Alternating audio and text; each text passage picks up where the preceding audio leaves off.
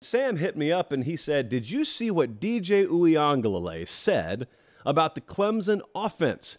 If so, what are your thoughts? From Florence, South Carolina. I did see it. I would encourage any of you who have a subscription to The Athletic, go look at Bruce Feldman's story that he did about DJ. Really good, really in-depth. And he got him to go on the record, and he got him to talk about his time at Clemson. So before I show you the quotes, I want to ask you, what is your perception of him? Comes into Clemson as a 5-star. He's thrust into starting action. Remember, I think it was on the road against Notre Dame a couple of years ago when Trevor Lawrence went down for a little while. And DJ comes in and just throws the ball for like half a mile. And everyone thought, oh, man, he's going to be off to the races. And so then we get Lawrence off to the NFL, and it's DJ's time, and it just never goes the way that people thought it was going to go. And so there were a lot of folks who started dumping on him. And there were a lot of folks who said, well, Clemson's not the problem. Clemson's been rolling for a long time. And they kind of ignored that, yeah, they had been rolling with the same pair of coordinators for a long time. And both of them left, and all of a sudden Dabo didn't do a national search. He promoted from within and elevated a guy who's never been an offensive coordinator in his life, and Brandon Streeter. Might that have been an issue? That wasn't really a lot of the conversation, right? Most people said, nope, it's DJ. He's terrible, hot garbage, move on. And there are always things you can't know. This is what one of the benefits of being able to get inside these programs and talk to people off the record has shown me, is that there is so many moving parts in any football operation. And with quarterback, I want you to think about this.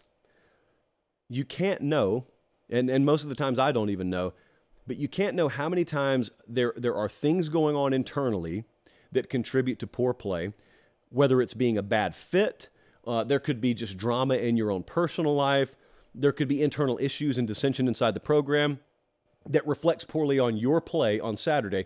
Well, no one cares about it. They just see your poor play, and they say, he's not good. And then the other thing, and this is what would drive you crazy, and it would drive me crazy. If you got a broken leg, you can't play. But if you've got a strained oblique, or if you've got a jammed thumb that's having to get treatment right up until kickoff, you don't publicize that, and most people never find out about it, but it affects your play, and all of a sudden you look terrible, and what you can't do, because it makes you sound like a cat emoji, you can't go to the press afterwards and say, guys, I know I was 47% completion percentage, down from my usual 65 today, but look at this cut between my index and middle finger on my throwing hand. Whomst amongst you could throw with this kind of affliction? You can't do that. So you just got to suck it up and deal with the injuries, or deal with all the external factors. And my point there is, that stuff's all baked in sometimes to what a quarterback's numbers are. And then if you add in it's a poor fit, then it really can go sideways. So anyway, I teed it up that way to say I have learned to always take underperformance with a grain of salt. With that in mind, listen to these quotes from DJ Uiagalelei. This is from Bruce Feldman via The Athletic. Quote number 1, I didn't want to do what I was doing at Clemson. I did not really like what we did there scheme-wise. I didn't think we did very much. I thought it was very basic. It didn't help me as a quarterback and play to my strengths. That's quote number 1. Told you, he was really open and honest. Quote number 2, as it relates to how Oregon State is different. The scheme is totally different than what we were doing at Clemson. I feel like it's a lot better. It's just new stuff. I wasn't doing any of the run checks at the line. I wasn't really under center.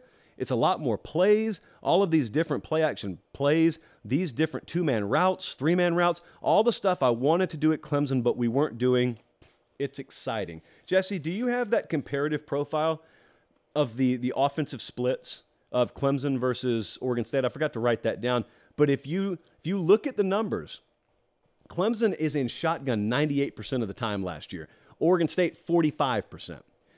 Clemson, 15%, 14% play action, but 20-plus yard pass attempts. Clemson, 75 of them. Oregon State, 41. It's very, very interesting, as it was when you heard that he was transferring to Oregon State, because you think to yourself, I would have guessed 10 places before I guessed Oregon State. It's very obvious this was not a knee-jerk reaction. In fact, in that very feature, DJ went on to say, I did not care about the campus. I don't care about facilities. I just care about football fit. So all that stuff that mattered coming out of high school, as is very frequently the case when it comes to the portal, guys don't even care about it the second time around. First time around, it's about all the trappings. The second time around, it's about the meal and what is going to sustain me, what's going to nourish me the most. And he's headed to Oregon State, and he's jumping in an offense that may very well suit him far better than the Clemson offense. And that brings me back to those 3 letters that used to be tattooed on DJ Uiagalelei, and now you don't hear him as much, and that is NFL. And I think you could see a really good story out there in Corvallis, Oregon this year of a guy that had been hyped and then written off, rewriting his story and re-emerging on NFL radars. Right now, everybody's talking Caleb Williams next year. Everyone's talking about Drake May, rightfully so. You figured DJ was going to have his name prominently featured in that conversation, and he is not right now. He's not anywhere close right now. And I'm not saying he's working his way into the top 5 of the draft or anything like that, but it would surprise me if his name did not reemerge. It would surprise me if he did not resuscitate his image a little bit this year.